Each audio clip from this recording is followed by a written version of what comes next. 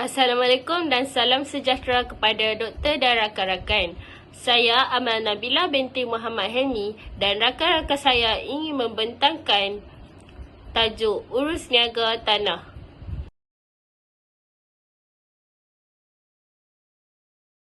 Selamat sejahtera kepada doktor. Nama saya Edmund dari kumpulan 3. Tajuk yang saya ingin bentang pada hari ini adalah Urus Niaga Tanah. Secara ringkasnya, urus niaga tanah merupakan hubungan urusan antara pemunya tanah dengan individu lain. Urus niaga tanah boleh dikategorikan kepada dua, iaitu urus niaga berbalasan dan tanpa balasan. Contohnya, Cik Abu memindah milik tanahnya kepada Encik Tan. Ini adalah urus niaga berbalasan. Jika seorang ibu memindah milik tanahnya kepada anaknya, ini dikira sebagai urus niaga tanpa balasan. Terdapat 6 urus niaga tanah yang diperuntukkan dalam penggal 4 Kanun Tanah Negara, iaitu cagaran, isamen, lien, pindah milik, pajakan dan juga sewa. Caveat dan perintah larangan tidak dianggap sebagai urus niaga kerana ia adalah sekatan atau halangan urus niaga. Untuk pengetahuan anda semua, pendaftaran urus niaga bukan sahaja memerlukan dokumen kontrak, tetapi perlu mendaftar urus niaga mereka di pejabat tanah ataupun pejabat pendaftaran. KTN, iaitu Kanun Tanah Negara, memperuntukkan 4 jenis urus niaga yang perlu didaftar, iaitu pindah milik, pajakan, gadaian dan juga isamen. Di samping itu, KTN mengiktiraf urus-urus niaga seperti hak penyewaan dan lesen berganding, hak milik ekuiti dan gadaian ekuiti dan pajakan ekuiti. Isamen tidak diiktiraf jika ia tidak berdaftar. Selain itu, KTN juga memperuntukkan 2 urus niaga yang tidak perlu mendaftar, iaitu sewa bebas dan juga lien. Selain itu, pihak yang layak untuk menerima pelupusan tanah yang telah ditetapkan di bawah Seksyen 205 ialah dewasa, perbadanan, raja, kerajaan dan juga bahan yang diberi kuasa oleh undang-undang. Pada masa yang sama, urus niaga ini tertakluk kepada syarat bahawa ia tidak boleh mewujudkan satu bahagian tanah pertanian yang tidak dibahagi kurang daripada 2/5 hektar. Itu sahaja daripada saya. Sekian, terima kasih. Yang kedua dalam urus niaga tanah adalah pindah milik. Definisi pindah milik ialah urus niaga perpindahan hak milik daripada satu pihak kepada pihak yang lain. Pindah milik ini berlaku apabila jual beli tanah dan juga kes pemberian tanah tanpa balasan, iaitu hibah kepada anak ataupun cucu. Menurut Seksyen 214 telah membenarkan pindah milik. Yang pertama, kesemua tapi bukan sebahagian mana-mana tanah beri milik. Yang kedua, kesemua tapi bukan sebahagian mana-mana bahagian dalam tanah beri milik yang belum dibahagikan, iaitu pemunyaan bersama. Yang ketiga, mana-mana pajakan tanah beri milik. Yang keempat, mana-mana gadaian. Yang kelima, mana-mana sewa bebas daftaran. Menurut Kanun Tanah Negara, tidak membenarkan pindah milik sebahagian tanah dalam satu-satu lot. Terdapat 2 pilihan jika pemunya tanah ingin memindah milik sebahagian tanahnya sahaja dan mengekalkan pegangannya ke atas sebahagian tanahnya. Yang pertama, boleh memohon pecah sepadan dan membuat pindah milik bahagian yang telah dipecahkan. Yang kedua, memohon pindah milik tanah itu kepada dirinya dan juga orang yang ingin diberi hak milik. Tanah tersebut mempunyai 2 pemunya yang bersama.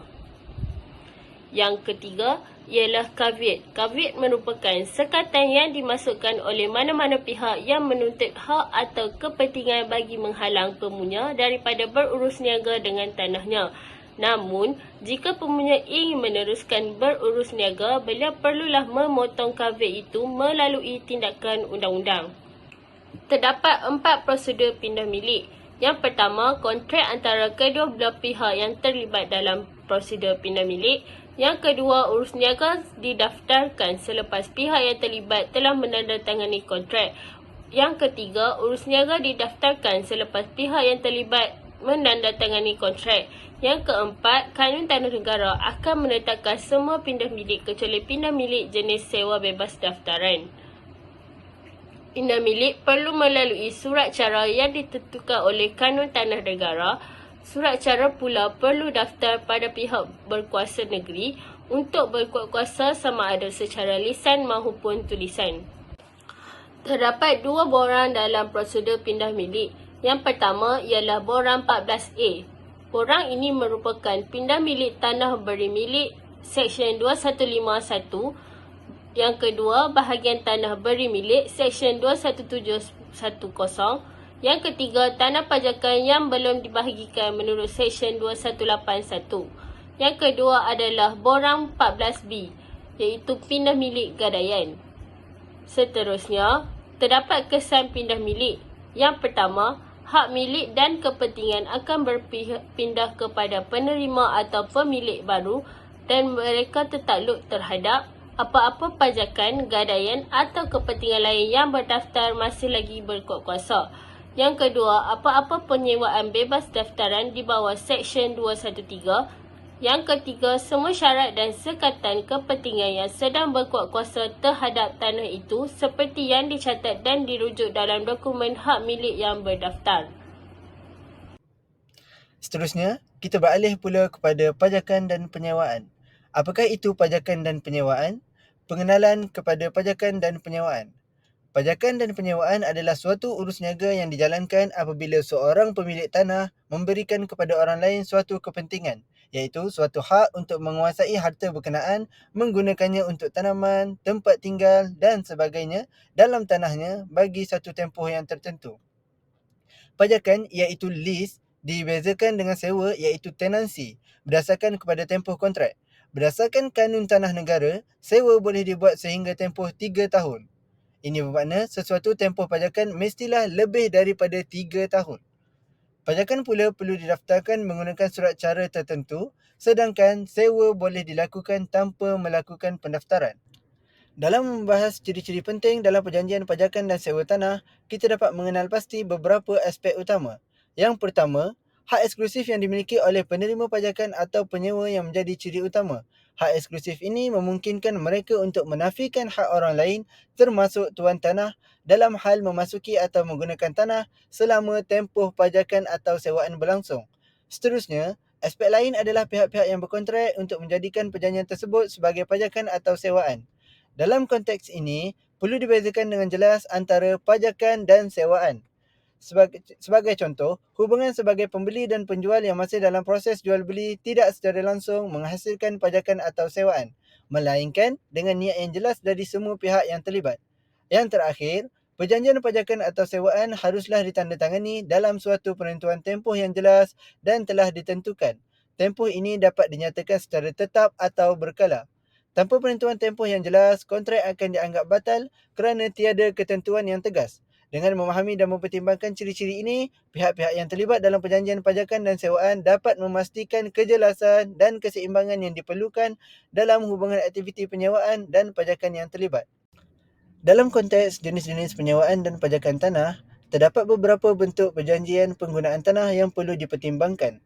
Yang pertama, pajakan biasa yang diberikan oleh pemilik tanah melibatkan penguasaan keseluruhan atau sebahagian tanah untuk tempoh lebih dari 3 tahun. Sesuai dengan Seksyen 221 Kanun Tanah Negara, batas maksimum pajakan biasa adalah 99 tahun untuk keseluruhan tanah dan 30 tahun untuk sebahagian tanah. Kemudian, terdapat konsep pajakan kecil iaitu sublease yang diberikan oleh penerima pajakan atau penerima pajakan kecil. Menurut Seksyen 222 Kanun Tanah Negara, pajakan kecil ini haruslah melebihi 3 tahun dan tidak boleh melebihi 30 tahun. Sekiranya pihak terlibat memilih untuk melibatkan perjanjian sewa atau sewa kecil, perlu diperhatikan kepada Seksyen 223, pemilik tanah, penerima pajakan kecil, penyewa dan penyewa kecil boleh melakukan sewaan. Tempoh sewa dan sewa kecil adalah maksimum 3 tahun dan yang menariknya, perjanjian ini dikenali sebagai sewa bebas daftaran kerana tidak memerlukan pendaftaran secara formal. Seterusnya, kita pergi kepada hak dan tanggungjawab pajakan dan sewa. Hak dan tanggungjawab pihak-pihak yang melakukan pajakan dan sewa ditentukan sama ada secara tersirat ataupun secara nyata, iaitu disebut secara jelas dalam perjanjian. Terma tersirat terbahagi kepada dua, iaitu yang pertama, terma tersirat yang bersifat pilihan dan terma tersirat yang bersifat mandatory. Seksyen 230 memperuntukkan terma tersirat yang bersifat mandatory. Yang pertama, penerima pajak perlu membayar sewa mengikut kadar yang ditetapkan. Yang kedua, pihak pemberi pajakan atau tuan tanah bertanggungjawab untuk membayar semua cukai tanah yang terhutang atau akan terhutang kepada pihak berkuasa negeri. Yang ketiga, bagi pajakan kecil, mereka bertanggungjawab untuk membayar sewa bagi pajakannya, dan jika dia gagal membayar dan bayaran itu dilakukan oleh penerima pajakan kecil, maka penerima pajakan kecil boleh menolak jumlah sewa yang dibayar itu dengan sewa yang dia perlu bayar kepada pemberi pajakan kecil. Manakala Seksyen 231 menetapkan peruntukan terma tersirat ke atas penerima pajakan yang hanya berkuat kuasa jika tiada peruntukan perlawanan dalam terma nyata. Penerima pajak mesti membayar semua kadaran cukai dan lain-lain kecuali cukai tanah dan cukai yang mesti dibayar oleh pemberi pajakan menurut undang-undang. Yang kedua, menjaga baiki keseluruhan harta pajakan kecuali bagi pajakan yang melibatkan satu bahagian daripada bangunan, maka penerima pajak hanya perlu menjaga bahagian dalam bangunan yang dipajakkan sahaja.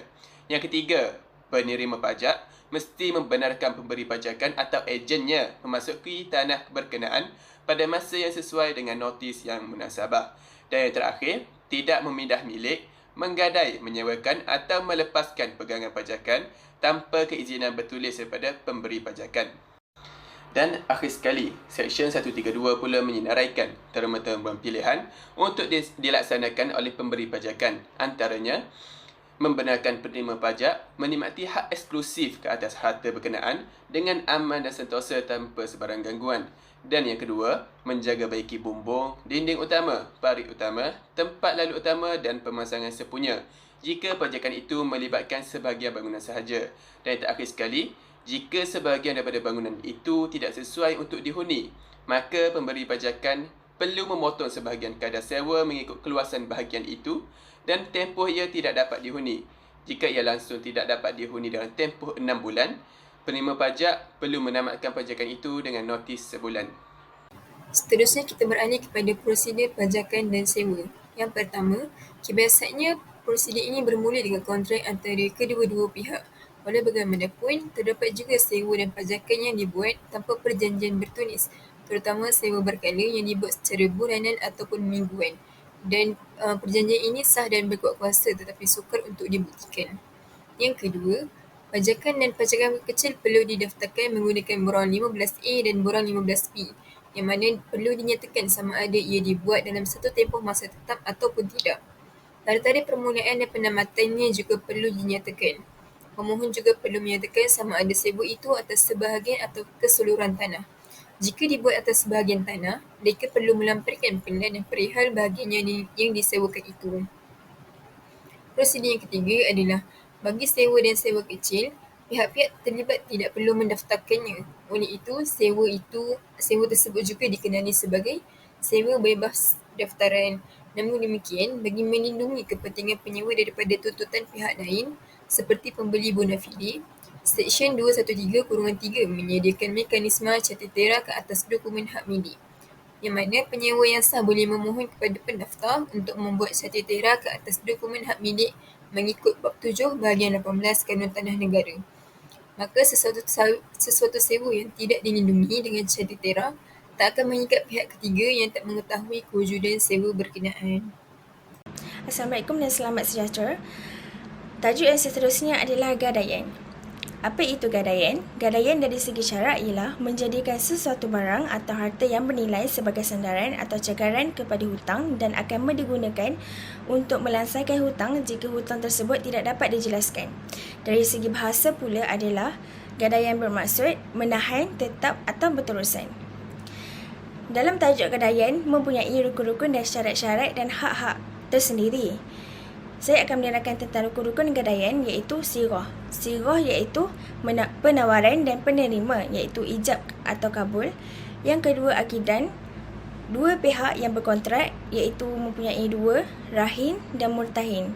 Rahin bermaksud penggadai, murtahin pula bermaksud penerima gadaian. Yang ketiga adalah marhun bihi iaitu hutang. Yang keempat adalah marhun, barang gadaian. Bagi syarat-syarat gadaian pula ada 3. Yang pertama, akad gadaian mestilah dilakukan melalui ijab dan kabul iaitu tawaran dan penerimaan. Yang kedua, orang yang menggadai iaitu Ar-Rahin dan orang yang memegang gadaian iaitu Al-Murtahin. Hendaklah terdiri daripada orang yang mempunyai kelayakan yang sewajarnya untuk mentadbir harta iaitu mutlak al-tasarruf. Oleh itu, orang yang gila atau kanak-kanak yang belum baligh tidak sah melakukan atau menerima gadaian tersebut. Yang ketiga adalah barang yang digadaikan iaitu al-marhun. Mestilah barang yang dimiliki dan boleh dijual balik. Bagi hak gadaian pula, ia merujuk kepada hak atau keistimewaan yang dimiliki oleh pemberi gadaian, pihak yang memberi pinjaman atau kredit tersebut, terhadap harta atau aset yang dijaminkan oleh peminjam sebagai jaminan untuk pinjaman tersebut. Hak gadaian mempunyai 5. Yang pertama, hak gadai utama, hak gadai tambahan, hak tertentu untuk dijual, hak pendahuluan dan hak penerimaan hasil penjualan.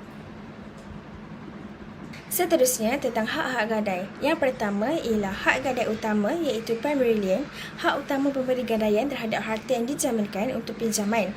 Jika terjadi pembayaran tertunggak atau peminjam gagal memenuhi kewajipannya, pemberi gadaian yang memiliki hak utama memiliki keistimewaan dalam mengambil atau menjual harta tersebut.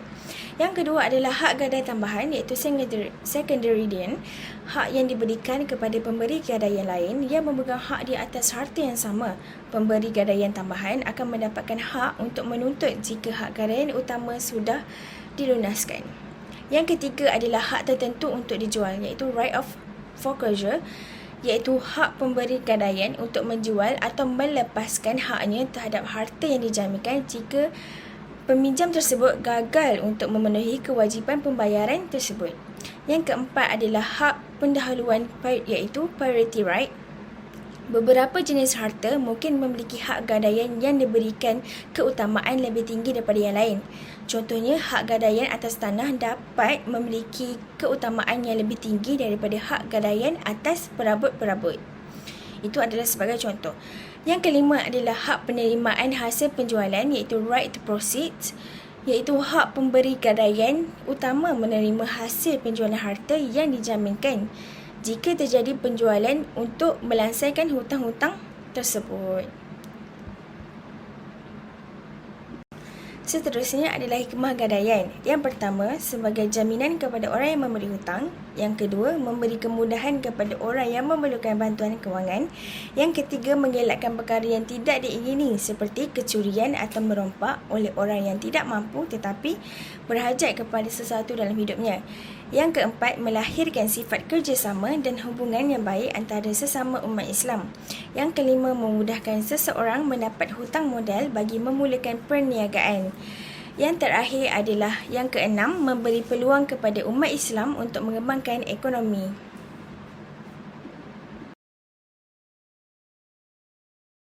Gadaian tidak berdaftar. KTN iaitu Kanun Tanah Negara tidak menghalang kewujudan gadaian tidak berdaftar dan dianggap sebagai gadaian ekuiti. Gadaian ekuiti sah berasaskan ekuiti dan diiktiraf melalui Seksyen 206-3. Oleh itu, Mahkamah mempunyai kuasa untuk mengarahkan pelaksanaan spesifik agar pendaftaran rasmi dibuat. Gadaian ekuiti tidak dilindungi melalui konsep hak milik tak boleh sangkal di bawah Seksyen 340. Pemegang gadaian ekuiti iaitu pemberi pinjaman tidak berhak mendapat remedi yang ditetapkan oleh KTN, tetapi hak mereka tetap dilindungi di bawah Perkara 83 Peraturan Mahkamah Tinggi 1980 untuk mendapat remedi seperti pembayaran, jualan harta dan pengambilan hak milik. Seterusnya ialah kemungkiran penggadai. Apabila berlaku pelanggaran mana-mana syarat dan berterusan selama sebulan ataupun lebih, pemegang gadaian boleh menyampaikan notis dalam borang 16D kepada penggadai. Antara notis yang diberikan ialah yang pertama, menyatakan bentuk pelanggaran. Yang kedua, meminta penggadai meremedinya dalam tempoh yang ditentukan. Yang ketiga, memberi amaran jika notis tidak dipatuhi pemegang gadaian akan mengambil tindakan. Apabila tempoh yang dinyatakan di dalam notis itu telah luput dan penggadai masih belum meremedikan pelanggaran syarat, maka semua jumlah wang yang perlu dibayar kepada pemegang gadaian dianggap berhutang dan perlu dijelaskan seluruhnya pada ketika itu. Seterusnya, remedi kemungkiran penggadai. Apabila berlaku kemungkiran ataupun pelanggaran syarat oleh penggadai, terdapat 3 remedi yang boleh digunakan oleh pemegang pajakan untuk melunaskan pelanggaran tersebut. Antaranya, yang pertama, remedi utama ataupun terpenting iaitu perintah jualan. Yang kedua, mengambil milikan tanah berkenaan, dan yang ketiga, melantik seorang penerima. Remedi perintah jualan ini adalah perintah oleh pihak berkuasa supaya tanah gadaian itu dijual untuk mendapatkan wang pembayaran hutang penggadai yang tidak berbayar. Kanun Tanah Negara ada menyediakan 2 remedi yang berbeza bagi tanah hak milik pejabat pendaftar dan juga hak milik pejabat tanah. Menurut Seksyen 256, pejabat pendaftar, pemegang gadaian membuat permohonan ke Mahkamah Tinggi untuk mendapatkan perintah jualan. Namun, secara umumnya, mahkamah boleh menolak permohonan untuk memberikan perintah jualan atas beberapa faktor. Yang pertama adalah bila mana gadaian itu tidak muktamad ataupun boleh dipertikaikan kesahihannya. Contoh, sekiranya ada pemalsuan ataupun surat cara yang tidak sah ataupun tidak lengkap. Yang kedua, bila mana penggadai itu dapat membuktikan bahawa pemegang gadaian tidak mematuhi syarat-syarat asasi. Yang ketiga, jika penggadai dapat membuktikan bahawa arahan perintah jualan ini adalah bertentangan dengan undang-undang asasi dan ekuiti. Manakala pejabat tanah, menurut Seksyen 26, pemegang gadaian perlu membuat permohonan kepada pentadbir tanah daerah berkenaan. Jika selepas siasatan dijalankan terbukti kemungkinan telah berlaku, pentadbir tanah hendaklah memerintahkan tanah ataupun pajakan berkenaan dijual, melainkan dia berpuas hati bahawa terdapat sesuatu sebab yang sebaliknya. Remedi seterusnya adalah pengambil milikan oleh pemegang gadaian. Pemegang gadaian ini tidak ada hak untuk mengambil milikan tanah di bawah hak milik pejabat tanah atau gadaian hanya dibuat di atas sebahagian tanah sahaja. Dalam keadaan hak itu wujud, sebagai contoh ke atas tanah bandar ataupun tanah kampung yang tidak dipegang di bawah hak milik pejabat tanah, hak berkenaan juga tidak boleh digunakan jika tanah tersebut masih diduduki oleh penggadai. Hak mengambil milikan ini hanya diberikan kepada pemegang gadaian yang pertama jika terdapat 2 atau lebih pemegang gadaian ke atas sebidang tanah yang sama. Pengambil milikan ini juga boleh berlaku sama ada secara sebenar ataupun secara konstruktif. Secara sebenar adalah dengan pemegang gadaian menduduki tanah berkenaan. Manakala secara konstruktif pula berlaku apabila tanah yang digadai itu dipajakkan ataupun disewa oleh orang lain dengan izin pemegang gadaian. Sebagai contoh, dalam keadaan begini, pemegang gadaian itu bertindak meminta penyewa tanah berkenaan menyerahkan sewa terus kepadanya dan tidak lagi kepada penggadai. Remedi terakhir ini boleh dilakukan pemegang gadaian ataupun untuk melunaskan kemungkinan penggadai adalah dengan melantik seorang penerima. Remedi ini juga tidak diperuntukkan di bawah KTN Kanun Tanah Negara, tetapi ia wujud berasaskan syarat-syarat yang terdapat dalam kontrak di antara pemegang gadaian dan juga penggadai. Secara kebiasaannya, apabila tanah ni dimiliki oleh sesebuah syarikat yang ditubuhkan di bawah Akta Syarikat 1965, digadai kepada institusi kewangan sebagai sekuriti pinjaman yang diberikan kepada syarikat tersebut, syarat yang terkandung di dalam dokumen gadaian merangkumi peruntukan tentang pelantikan seorang penerima apabila syarat berkenaan melakukan kemungkiran syarat-syarat gadaian. Seterusnya, saya Ainina, nombor matriks A1798770. Saya akan menjelaskan tentang lien. Lien adalah seakan sama dengan gadaian. Ia merupakan satu bentuk urus niaga sekuriti yang diperuntukkan di dalam Kanun Tanah Negara tetapi tidak perlu didaftarkan. Seksyen 281 memberikan kuasa kepada mana-mana pemunya tanah atau pemegang pajakan untuk membuat lien dengan cara mendepositkan dokumen hak milik keluaran kepada mana-mana pihak atau badan. Jadi, lien ini diwujudkan apabila tuan punya tanah menyerahkan kepada orang lain dokumen hak milik keluarannya DHK sebagai jaminan untuk sesuatu pinjaman. Orang yang menerima dan menyimpan DHK dipanggil pemegang lien. Dan untuk melindungi kepentingan pemegang lien itu tadi, dia boleh memohon dimasukkan caveat pemegang lien. Lien boleh dilakukan ke atas tanah atau pajakan. Ia juga boleh dilakukan ke atas tanah bersama yang belum dibahagikan. Seksyen 281-2 memperuntukkan hak pemegang lien untuk mendapatkan perintah jualan sebagaimana yang boleh dilakukan dalam kes gadaian. Namun demikian, pemegang lien perlu mendapatkan hukuman untuk jumlah wang yang terhutang terlebih dahulu sebelum memohon kepada pihak mahkamah bagi perintah jualan. Terdapat 3 elemen mewujudkan lien. Yang pertama, deposit dokumen hak milik keluaran atau pendua bajakan. Yang kedua, deposit itu dilakukan sebagai sekuriti atau jaminan kepada pinjaman wang yang dibuat.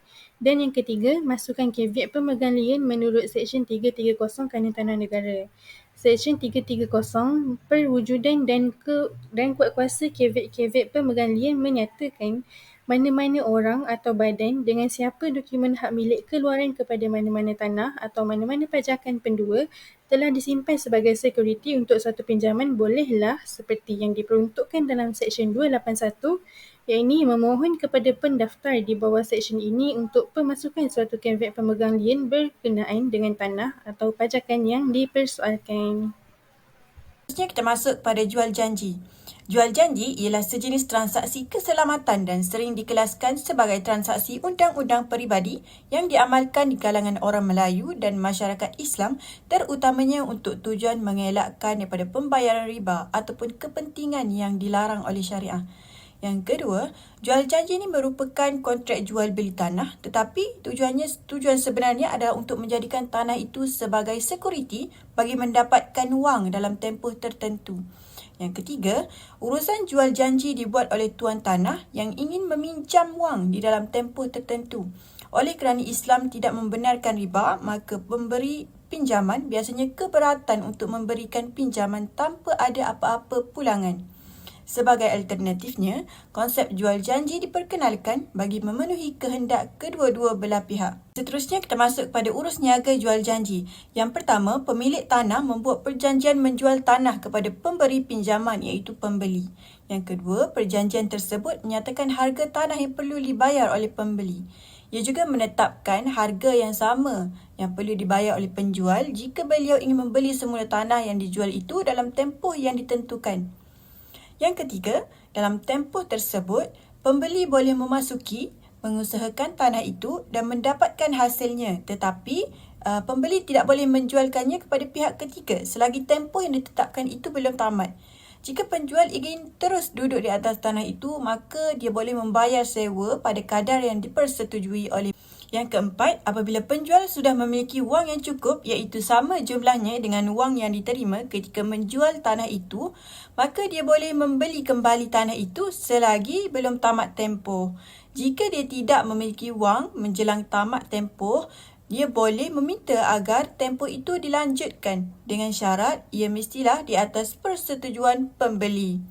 Yang kelima, jika tempoh telah tamat dan tidak disambung, maka pembeli berhak untuk terus memiliki tanah itu. Ini dikenali sebagai jual putus. Contohnya, Ahmad Omar dan Haji Saleh 1987. Mahkamah telah berdepan dengan kes yang berkaitan dengan jual janji. Isu dalam kes ini adalah sama ada perjanjian ini merupakan kontrak jual janji seperti yang didakwa oleh plaintiff ataupun penjual ataupun jual beli terus seperti yang didakwa oleh defendant iaitu pembeli. Hakim Muhammad Zaidin memutuskan bahawa tanah itu dipindah milik mengikut urus niaga jual janji dan bukannya kontrak jual terus. Oleh yang demikian, mahkamah bersetuju dengan permohonan plaintiff ataupun penjual untuk mendapatkan kembali tanah tersebut dengan bayaran yang ditetapkan. Itu sahaja daripada kumpulan kami. Terima kasih.